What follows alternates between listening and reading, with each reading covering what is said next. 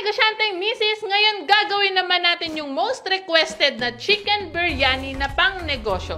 My name is Nina Bacani, ang iyong negosyo, mami. Simulan na natin. Unahin muna natin gawin yung ating ginger garlic paste. Meron ako ditong 50 grams ng luya or ginger. Ayan. Tapos ilalagay ko din yung 50 grams ng ating bawang, no, or garlic. Sasamahan ko siya ng 1/4 teaspoon ng turmeric powder.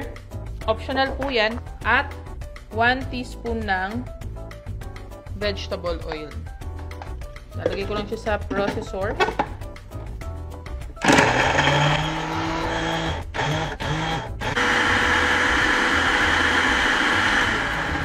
Ating ginger garlic paste. Yan. Pag mainit na yung ating kawali, ilagay na natin yung 1/2 cup ng ating mantika or vegetable oil. Kahit anong paborito mong mantika ay pwede mong gamitin. Saan ka komportable at kung saan ka mas mapapamura. Lalagay ko na yung 2 buo na medium onion. Aray, salsika na naman ako Yan, kapag ganito na yung kanyang tsura, golden brown na siya, so tatanggalin na natin siya sa apoy at i-drain na natin siya. So, yung mantika, isa-set aside muna natin. Ang sunod naman natin gagawin ay yung ghee na tinatawag. So, siya yung clarified butter. Parang pangmantika siya ng sa mga Indian cuisine. So, magme-melt tayo ng 100 grams ng unsalted butter. So, melt lang natin siya. And so, pag na-melt na natin yung butter, mapapansin mo meron siyang foam dito sa taas, no? So, yan, tatanggalin natin yan.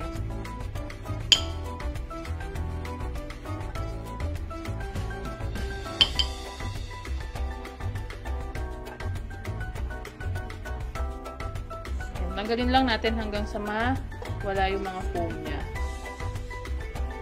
So, pag natanggal na natin yung foam, ganito na yung magiging itsura niya.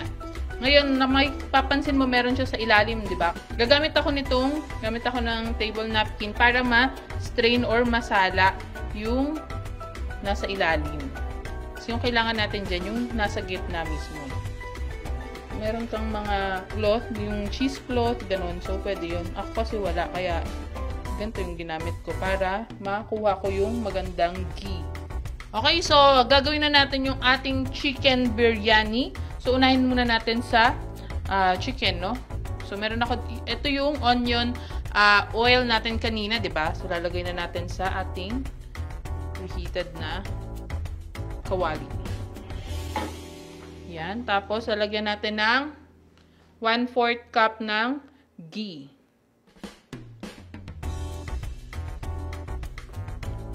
Tapos, meron ako ditong mga whole spices. May bay leaves. Lagay natin yan dyan. Ito yung cardamom. Tapos, peppercorn or pamintang buo. So, lutuin muna natin. Ang bango. Pabanguhin muna natin yan. Tapos, maglalagay ako ng chopped na onion. Isang buo. Medium size na chopped onion. Binili ko po yan sa palengke. Pwede mo mabili sa palengke or supermarket. Maghanap ka lang na medyo mura kasi mahal ang mga gulay ngayon. Yan. Medyo i-golden brown lang natin ng konti. Konti lang. Yan. Tapos maglagay tayo ng ginger garlic paste. 1/8 cup. Pwede mo pang dagdagan. Depende po sa preference mo. Pero parang alam mo, parang gusto ko pang dagdagan ng 1/8 cup. Basta pwede mong dagdagan yan na 1/8 ang minimum. Hanggang 1/4 cup. Gusto ko yung amoy na amoy talaga yung yung garlic tsaka yung ginger. Sarap ba? Sarap! Tataba na naman si Joey nito. Pag okay na, lalagay naman natin yung ating 1 kilo na chicken. So, hinati 4 na quarter leg to. Tapos, nag 1 kilo yung size niya. Hinati ko siya ng 3 sa isang quarter leg. So, 12 pieces lahat siya. Haluin lang natin.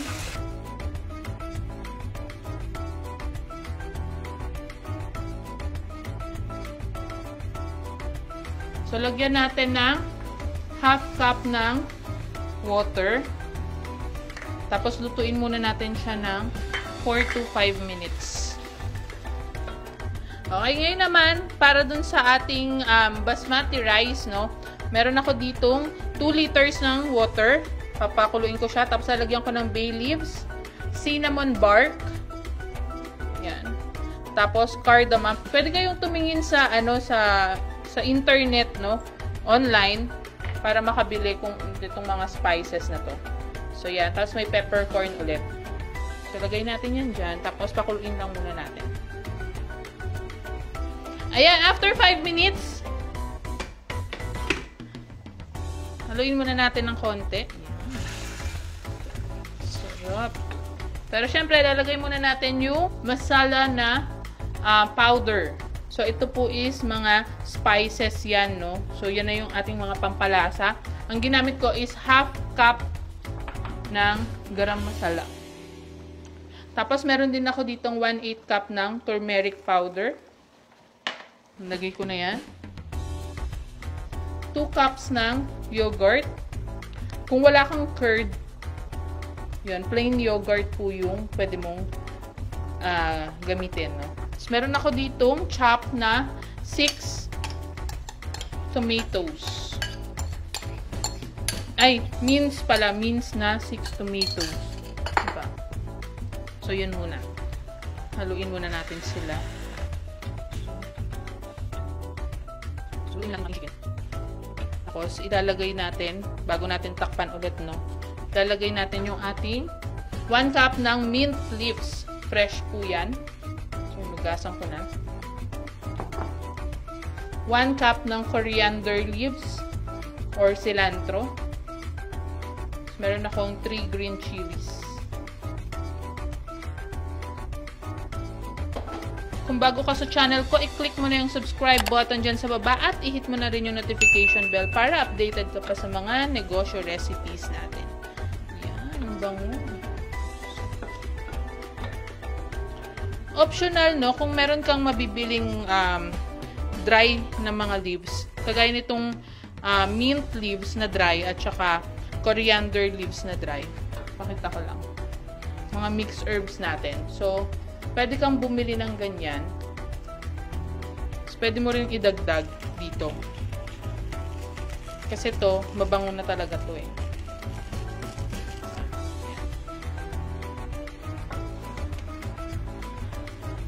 Check mo na lang, no? Kasi depende po sa area mo kung saan may malapit na nagbebenta nitong mga herbs and spices. Okay? So, sit ulit natin siya. Takpan ulit natin mga 3 to 5 minutes. Ayan. So, pag kumukulo na, ilalagay natin yung ating 1/8 cup ng rock salt. So, itong rock salt ay depende sa dami. Pwede kang maglagay ng 1 tablespoon hanggang 1/8 cup. So, depende po sa preference ng panlasa nyo. Tapos, lalagay ko na yung 500 grams ng basmati rice. So, i-check mo din basmati rice kasi iba talaga siya. Long grain siya. So, lalagay na natin dito. Tapos, lulutuin natin siya ng 7 to 8 minutes. So, hindi siya 100% cook. 70 to 80% cook lang siya. Kaya, 7 to 8 minutes lang po. So, optional kung gusto mong lagyan ng hot chili. So, ako lalagyan ko. 1 teaspoon lang yan, no? At maglalagay din tayo ng, kung meron kang nabili na coriander powder, so maglagay tayo ng 1 teaspoon. So yan naman is mga optional lang yan, kaya hinuli ko. Kasi dagdag bango, di ba, yung aroma, tsaka dagdag lasa. So, pwede mong tikman. At i-set aside muna natin.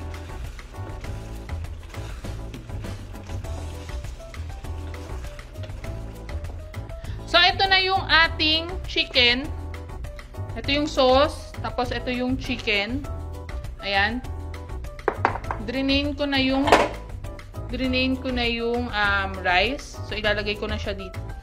So, lalagay natin yung half ng rice dito.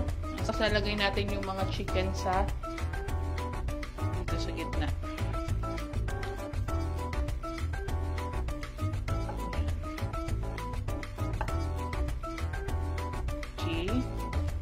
Tapos, para sa sauce natin, lalagay ko yung 3 hard-boiled. So, optional yung itlog, ha?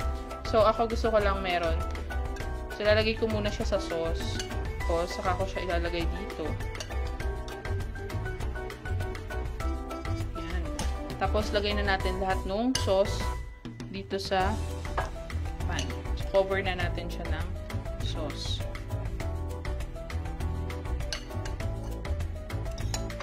Para dun sa ating roasted onion kanina, so maglalagay tayo ng half.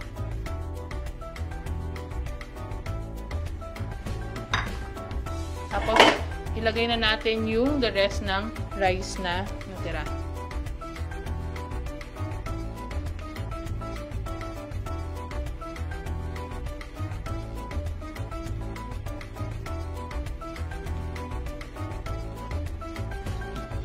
Cover lang natin.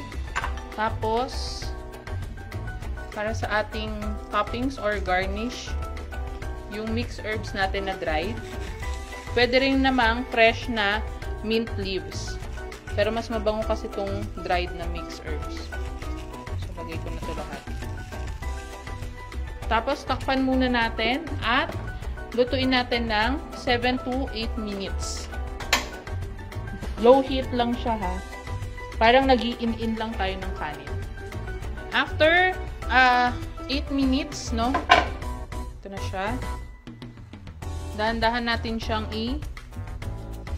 i-hahalo. Hindi naman halong-halo, pero at ganyan lang.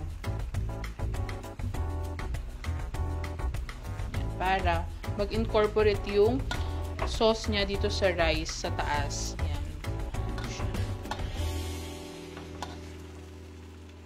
At ito na nga ang ating chicken biryani.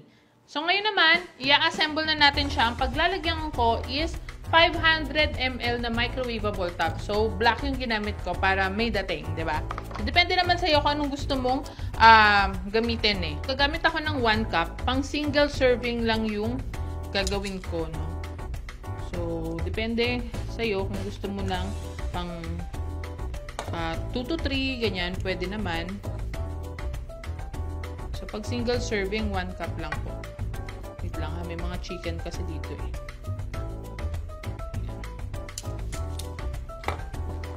Ayan. So, lagay ko siya dito sa microwavable tub. Hanap ko lang. Ayan. Tapos, lalagyan natin ng chicken. So, ito yun. At, di ba meron tayong egg kanina? Ito is optional. Kung gusto mong maglagay ng egg, pwede naman. Pwedeng wala din. So, i-half ko na.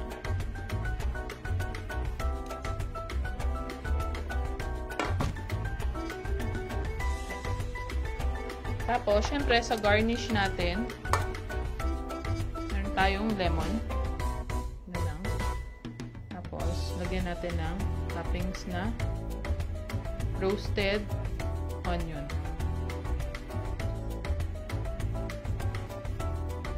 Ito yung ating chicken biryani.